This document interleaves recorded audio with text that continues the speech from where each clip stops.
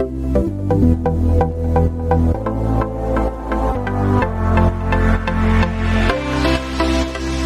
there's one thing that's especially difficult for any leader to overcome, it's convincing folks to accept and embrace change.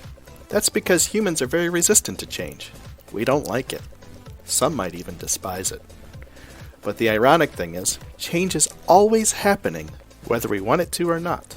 So, how do great utility leaders help lead change? That's what David McPeak will talk about in this podcast. He'll be referencing a section from our Frontline Utility Leadership Training Program on leadership. So let's join in on David's discussion and learn more about how we can change people into accepting and actually embracing change.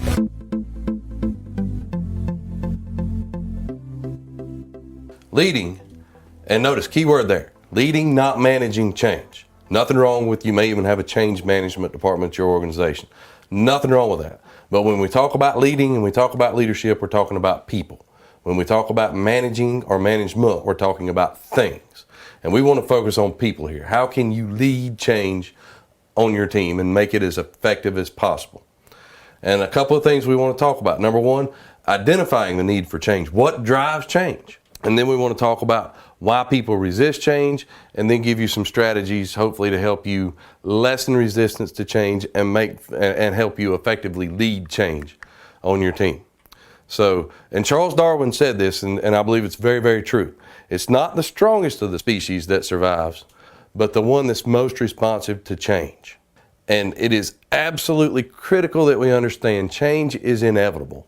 Change is going to happen. Now, some people like change more than others. Some people almost dislike all change. Most people probably fall somewhere in the middle depending on the circumstances. This is for sure, especially if you have leadership in terms of positional authority and or personal influence or both, is you can't guarantee changes will be successful, but you can almost guarantee if you want them to fail, you can make them fail.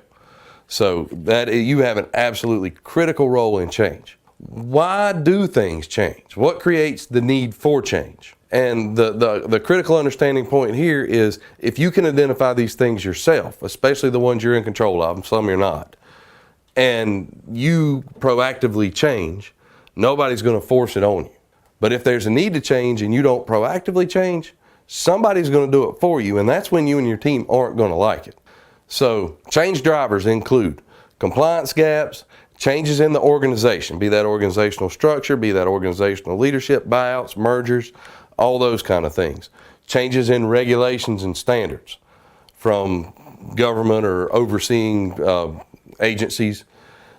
The team makeup, the makeup of your team, and you may or may not be in control of that. In different scenarios, the people in leadership positions get to choose their team, some don't. Different processes and changes in technology, customer, client wants and needs, financial, both on the sort of even the world financial market, how that might impact your industry or your organization, down to just the finances of your department as part of your organization. There's changes in protective equipment, changes in education and understanding, changes in experience. And so let's pick one for sure that you are or can be in control of. Compliance gaps. If there's a standard that your team performs at this level and your team is performing at this level, at some point in time that's going to get addressed and your team's going to have to get to here, or there's going to need to be a change. So if you know the expectations here, your team's here, you can proactively identify that now, make some changes, get your team where it needs to be, because if you don't, somebody's going to do it for you. The absolute best rule of how to effectively manage change is this: if you involve your team, if you involve the people that are going to be affected most by the change, which is usually people doing the work, and they're part of the change, they understand it, they've been through the process, they want to see the change succeed, very good chance of being successful.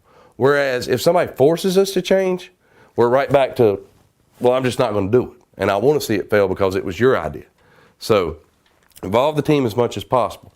But if you have compliance gaps, that's one for sure that's in your control, and that you can change. And another big change driver, and a complaint I hear from a lot of leaders, is the very high level of turnover there is in the utility industry and the transient nature of the workforce, if you will.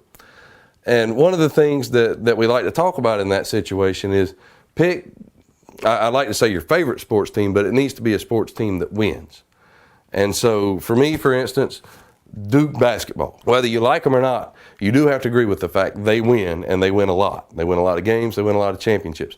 They're consistently good. Now, they turn over their team, especially their good quality, their best players, annually, literally every year. So every year they're starting with a new team. But at best, they're going to keep a player for 4 years.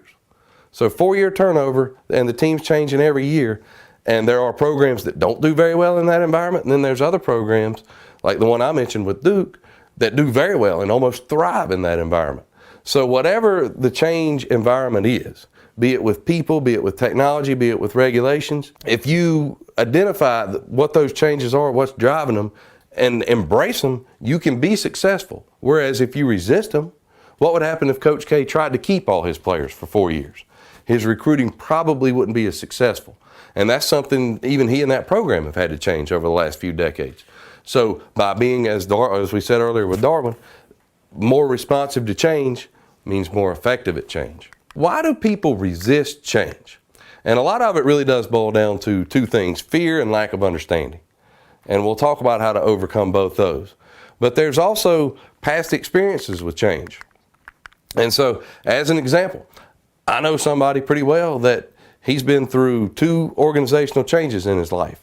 Both times when he went through an organizational change, he got a promotion. So when somebody says, oh, there's an organizational change getting ready to happen, we're merging with so-and-so, he gets excited. Go, boy, I'm going to get another promotion. Whereas I also know quite a few people that have been part of organizational changes where their jobs got cut or they got transferred or negative things happened to them. So those people now, when they see change coming, ooh, there's going to be an organizational change. Here we go again. And so they view it as a very negative thing. So understand that people are going to filter even just the change or the anticipation of it as a negative or a positive based on past experience or anticipation of some kind of loss of power or position, lack of trust in people and organizations. All these are reasons that we resist change. Plus, a lot of people like comfort and like things to stay the same.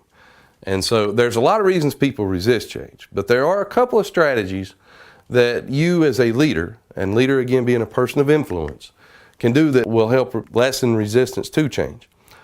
Number one, again, it's too late if you wait for the change. Get ahead of it, be proactive about it. But sometimes that's not possible. So what happens is a change, if you will, is just being forced on you. Then one thing that you can do, and this ties in so much of leadership, maintain professional, trusting, respectful relationships with your team and everybody on it, also with your superiors and your subordinates. If you do that, just because of the trust and the relationships with the people, change will be perceived and will happen better than if you, your team, and the organization in some form or fashion do not trust each other, value each other, or respect each other. Make yourself and your team valuable. Now, this is important for a couple of reasons. So, number one, on an organizational change level, it's just very obvious. If 2 organizations are going to merge and there's going to be some cutbacks, are we going to cut the top performers or the bottom performers? And the answer to that, obviously, the bottom performers. But so if you're in the top performer group, guess what? Probably nothing to worry about. But also, too, if you're in the top performing group, you're likely the one somebody would come, hey, we're considering this new PPE. We'd like for you to try it out. Let us know what you think. You become part of the process. So make yourself and your team consistently valuable. And remember this too, attitude reflects leadership. Your team is a reflection of you. If there's part of your team that you don't like what you see, then one of the first places you should look is in the mirror. How that relates to change, almost every person in their professional life has been to this meeting where somebody in a leadership position walks in a room with some kind of sheets of paper, and this is usually when a compliance change is being forced by a regulatory agency, i.e. now we have to wear FR clothing, something like that, just as an example. And somebody literally walks in the room with a sheet of paper and starts the meeting by saying, guys, girls, I don't like this any better than you do, but we're going to have to do this, so everybody just bear with me for 2 or 3 minutes. What are the chances of that change being successful? And by successful, I'm not defining that as it just happens. By successful, we mean that it happens and it happens well and people embrace it, that they're bought into it. There's a couple of things that are absolutely critical. Sometimes these are all possible, sometimes they're not. But as much as you can, make sure they happen. Number one, communicate. Communicate. As much as possible, but you got to stick to the facts. So don't say something you don't know, don't make assumptions. But do know this. If there has been some kind of change announced, be it formally or informally through the grapevine, people will start to communicate their feelings, their concerns, and or make up their feelings and concerns about that change. So in the absence of communication from you, the leader, from the organization, the communication is going to come from the grapevine, if you will, water cooler type talk. Try to control that by communicating as much as possible. Sometimes there's legal or other reasons why you shouldn't, but generally speaking, communicate as much as possible. The next one, and this is probably the most important, is really for yourself, is try to understand and own the change. Don't automatically resist it. Think, why is this change being made? How can it benefit me and my team? And if you understand and own the change, again, your team's a reflection of you, they're likely to understand and own the change. The most critical piece, involve your team. That doesn't mean they get to make all the decisions. But for instance, think about this. A decision's made that we are going to use driver monitoring technology. One option would be, and unfortunately a lot of companies have gone this route, is we put it on truck. I know a guy that got fired. He was a safety representative. Ended up getting his job back, but he got fired for speeding. It was one of these deals where he was on an interstate, service road, speed limit picked up, and his organization thought he was going like 40 or 50 miles an hour over the speed limit. He found out that he even had the technology on his truck when they fired him for speeding. Not a real good example of effectively rolling out change, because that one story can ruin the change for the entire organization. So, if we're thinking about that, okay, we're going to use driver monitoring. First thing maybe we should do, we get 4 or 5 crews up, say, hey, you try this, you try this, you try this one, you try this one. We'll look at the reports we get and see which work best. That does 2 things. Number one, it gets those folks and those teams involved in the change. Number 2, it also gives you a time to figure out things like the system might not be perfect. There may be a service road right beside an interstate. We might need to performance equals behavior plus results, not just look at the result, but the behavior. And moving forward, that will really help you. And so that driver, but if we involve those teams and they start to get some benefit out of it and they feel like they're part of the decision-making process, much more likely to buy into it, much more likely to be successful. So there's an example of one extreme where we're firing people based on the first report we get. They're going 40 miles an hour on speed limit. I saw another organization tell every one of their employees, okay, we're going, and well intended, but I really want you to think about this. So we're going to use driver monitoring technology. Here's when it's going to be implemented. Here's when you're going to get it in your vehicle. But we will not issue any discipline for the first 6 months after it's implemented. And while on the surface that may seem like, okay, hey, that's a good way to manage change and lessen resistance and all that, really think about what they're doing there. Basically saying you can drive however you want now, and we won't hold you accountable. So that might not have been the best idea for how to handle that. Monitor and provide feedback. And remembering too, no feedback is feedback. If an organization or a team or a group implements a change and they get no feedback, they will default to, okay, because we didn't get any feedback, the change is successful and everybody likes it, which probably means you're going to get more of the same. And that's this whole feedback and loop and change that we won't get into now. But it is critically important for you. Make sure that you seek feedback from your team, you give your team feedback, and you share that with the organization about whether it's been successful or not.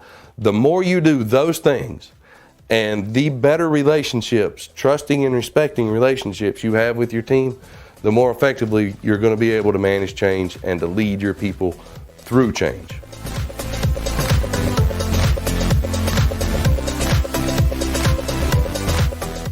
Thank you for joining us for this podcast, which was produced by the team at Frontline Utility Leadership and Incident Prevention Magazine. Don't miss our next podcast. Make sure you subscribe at iTunes or wherever you get your podcasts from.